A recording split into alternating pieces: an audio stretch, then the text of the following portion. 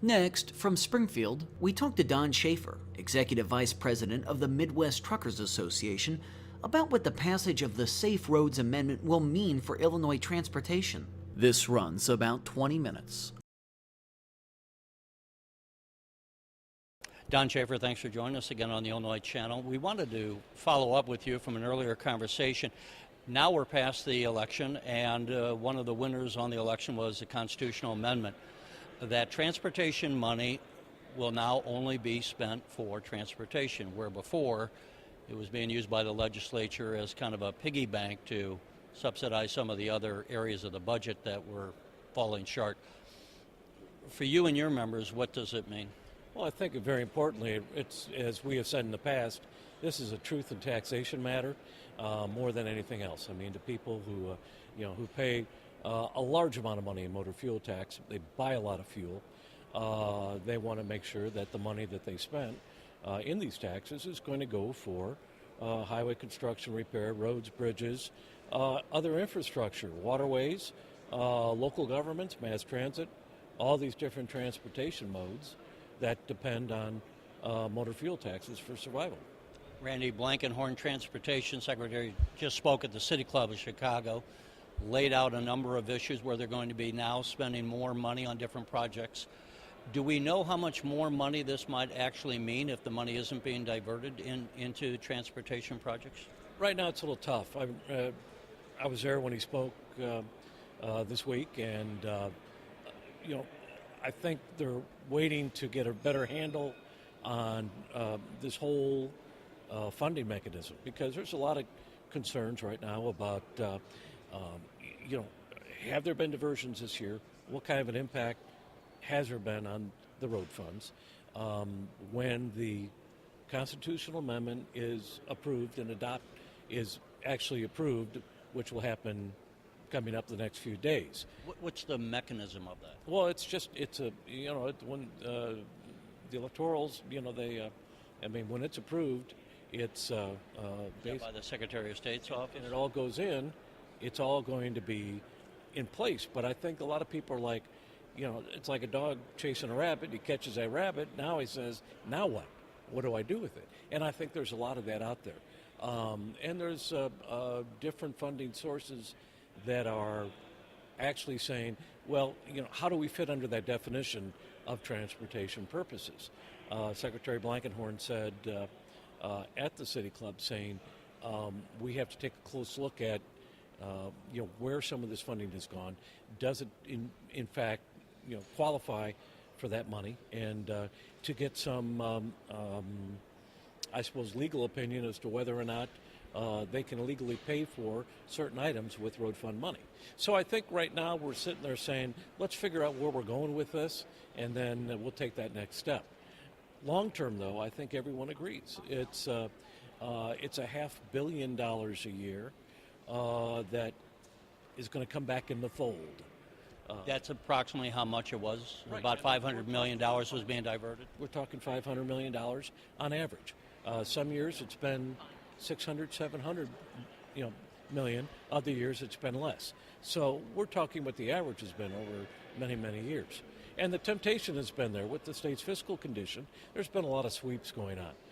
A lot of special funds have been swept. Money which has been collected has never seen the light of day for the special projects and programs they're supposed to be used for. So this is. And let me point out for the viewers that we have the general operating fund. People often refer to the budget as being in the neighborhood of right now about $38 billion. Right. That's the general funds. There's a whole other part of the overall state budget that are the designated funds, and that's what we're talking about, the road funds. Every time we buy gas, so much money is diverted to the road funds. It's supposed to be spent on roads. It has been diverted. Now with that constitutional amendment, that money will stay in there for roads, or for transportation, I should say.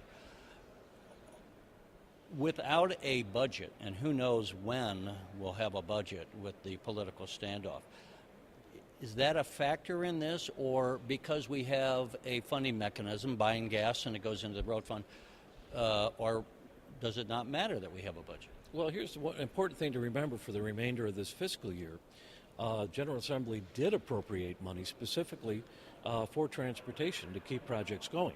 So, in fact, if there is a concern about money, the fact is that the mechanism is in place to fund these road projects that are out there. Now, on the other hand, there's other special funds out there. You know, when you buy fuel, you also pay a percentage of a penny for leaking underground fuel tanks. And it's a gas stations, so they can be dug up. If they're leaking, we don't want them to keep leaking, right? So they don't pollute the groundwater. And it's a remediation program. That's millions of dollars that have been collected out of that. Unfortunately, that's still being swept away. That money's been swept away, and very little has been done in terms of remediation over the last couple of years because the money's been swept out. If we look, beyond what's happening here in Springfield in this building right now, there's a lot of, there a lot of battles going on at all levels, and a budget does not seem to be a top priority of anyone right now. There's a lot of political battles going on that we're fighting other things. But the fact is that this amendment's in place. That money's going to be collected. It may sit in a pot for a while, but in fact, it is going to sit there. It's money they cannot sweep. Well, now we're going to have a new state comptroller. The comptroller pays the bills. If the Department of Transportation says we want $100 million to build a bridge, is the comptroller legally bound to say, okay, it's according to the amendment, the money's there, you're asking for it, here it is? Well, the legislature has to appropriate the money. I mean, the state has a road program, and it's a detailed program with projects and different list of projects to be done and to be funded. That's done by the General Assembly, and it's been already appropriated for what we're in now, fiscal year 2017. We'll be good for that up until the end of June next year. We'll have to appropriate another program or another road program to go beyond that. But we do know that one thing is that the money's going to be in that pot. And you just can't come in and say, okay, give me $50 million, give me $60 million. It still has to go through the legislative process. And we should point out obvious things, but I mean, you're with the truckers, but it's going to help the guys that make cement for the roads, the iron workers, a whole bunch of people that work. I mean, there's a whole lot of trades that work on any construction project, and so that'll mean all those jobs and more, as now we're going to have those monies that would have otherwise been swept. And we're in a real fiscal dilemma. I mean, and we're talking not just state road program. We're talking paratransits. We're talking ride sharing that's on the local level for mass transit. These little programs, and there's hundreds of them all over the place in Illinois, but they're suffering because of the dilemma we're in. This guarantees that seniors and the handicapped are going to get rides that they need under these mass transit programs. It means that local units of government are going to get the money they need, to do their basic projects in their cities. And we know that, we're looking at improving our waterways and all these, it's not just highways.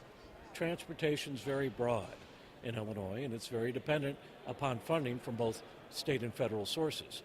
Let me interject, because the ag community has often talked to me about building the locks and dams, but they don't have the money. Would this be part of that? Could this be spent maybe as a matching fund with federal dollars? I guess it could be, perhaps. A lot of these programs they're federal match. It may be 10% state money, 90% federal. It may be 20-80. That's how a lot of road programs work. That's how a lot of federal programs work. States have to put up the match money to match the big bucks that come from Washington. And if you don't have it, then you can't, and the legislature doesn't appropriate the money, then our hands are tied. One thing, again, that Secretary Blankenhorn said the other day in his speech, he pointed out that a businessman said, your highways are my warehouses, meaning that my trucks are sitting there in traffic. You are the Midwest Truckers Association, so you cover multiple states in the Midwest. How does Illinois transportation-wise, relative to truckers? How does it compare with the surrounding states? Well, you got to remember, Illinois is the hub. And when I say Illinois, I mean not just the Chicago area, but also you get down to Metro East area, developing. It's growing, and even more so. And we're not just talking trucking, and we aren't talking just warehousing. We're talking logistics, the railroads. We have so many Class 1 railroads, and they all work together now. The airlines work. We have air hubs. One of the largest air hubs in the country now, Rockford, it keeps growing. And you have different hubs for the railroads, the trucking, the waterways, so dependent, grain haulers to move grain down south. So we have all this infrastructure here in Illinois. Nowhere else in the country do we have a combination of all these transportation modes working together. And you don't see it in Wisconsin, you don't see it in Indiana, you don't see it in Iowa. They all have a little bit of this and a little bit of that, but here in Illinois we have everything. And that's what makes it such a fertile ground for development. Well, and I talked to Larry Walsh, the county chairman, and he was bringing up that Amazon up in his neck of the woods has a phenomenally large distribution center. And recently they just had to do some highway work because there were so many trucks getting off the highway to feed that distribution center just from Amazon. And the point here, which again Blankenhorn addressed, was how integral the infrastructure of transportation is to economic development. You're not going to get those big distribution centers like an Amazon and all the jobs that go with that and the taxes coming back to the state. If you are going to have trucks sitting in a line miles to get there, you got to have the access of the highways, right? And you've got Amazon, for example, another 2 million square feet in warehouse that they're planning for the Joliet-Will County area.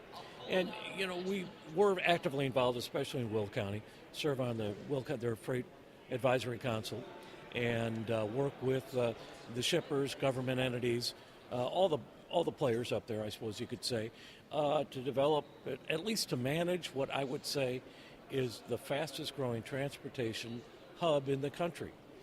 People don't realize, but especially when you talk about intermodal containers and intermodal loading and offloading, it is one of the largest in the world. And we're not just talking. Explain what intermodal means, because people. Everyone probably has seen an intermodal container. You see them on the railroad being carried. Well, I should say, so when we see a train going by, and it's not a typical train car, but what you see are basically like the what do we call it? The trailers that would be drawn by a truck, right? And that might be coming in from off a ship on the West Port, from California, Long Beach, California. It arrives in Illinois. It's taken off the train, and then the truck delivers it to wherever locally it would be going. That's the concept? And that's a very simple way to to say how it works. But these intermodal containers are coming from Long Beach, California, Prince Rupert, British Columbia, Galveston, Texas, and with the opening of the Panama Canal, the new Panama Canal, they're going to be coming from all over the East Coast also, which means a lot more efficiencies are going to be built into intermodal traffic. For example, 1 block away here from the Capitol, we have probably one of the main lines for moving intermodal trailers from down south. Coming up, what are they talking, 20 train loads a day of containers that are going up to Joliet. And this is how traffic moves now. Yeah, we're also talking about, I guess, some of that money would go into maybe the so-called high-speed rail. Some people argue it's not high-speed relative to like a France or a Japan, but it's faster speed rail, which might help for getting back from a St. Louis to a Chicago or a Springfield to Chicago. Well, what's happening is that what they're trying to do is speed up the movement of those containers. You unload them at an ocean port, and to get them, inland, as quickly as possible, expedite the movement. And if you can do it in 2 days instead of 3, that's very important for a shipper, and it's also very important for the customer. Well, it's important. Let's say if you're a manufacturer and you got to have a part or your supplies to keep manufacturing, you don't want to be waiting a week for something or days. You got to have it when you got to have it, right? And what's happening, though, also is that the infrastructure, the demands on infrastructure, it takes funding.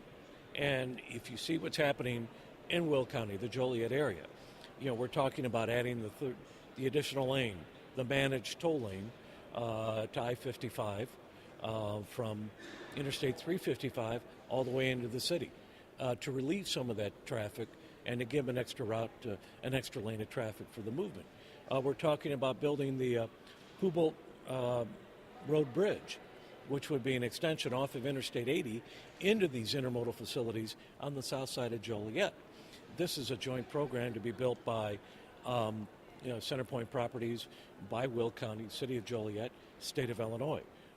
And then it would be a toll bridge, but they're all working together to provide more access into these intermodal facilities, because right now Interstate 55, Illinois Route 53, Interstate 80 they're just totally pressured to be able to handle all this intermodal container traffic that's moving on trucks that are trying to get them distributed. Well, let me ask the last question. So we have the amendment in place. It's going to be all certified, I guess, shortly. At what point does the rubber meet the road in the terms of dollars, extra dollars, or has that process already started? Does the Department of Transportation, is everyone now saying, hey, those dollars are going to be there, now we can go ahead with this project that was on the back burner, or now we can do more than we were planning to do because we know the dollars will be there? Where are we in that process? I think there's a lot of policy issues that still have to be discussed, and I think we also have to play into the impact President-elect Trump's proposal for $1 trillion infrastructure program. Is it going to drop a lot more into the state's hands? Because the feds are going to come back and say, well, we're going to give you an extra couple $100 million a year if this plan plays out. Are you going to have the match to do it? That's why this is even more important, is to have this amendment implemented, put into place, get the policy decisions made on the state level so we can be ready to answer the demand from the federal government to be able to spend this money to improve infrastructure, be it water, air, rail, or highways. Yeah, because otherwise it could have cost us millions of dollars in lost federal funds because we couldn't come up with a match. And we've been in this problem for the last couple of years. Unless we had appropriated this money during this current session of the General Assembly, we would have walked away from tens of millions of dollars of federal funding for Illinois transportation projects. So, obviously these policy issues have to be discussed, have to be implemented so we can get ready for what's going to come, hopefully, from Washington and Congress. Don Schaefer, thanks, and maybe sometime later in the spring we can follow up and see where we are in these things. It'll be interesting to see where we are. It really will. Thanks again. Okay.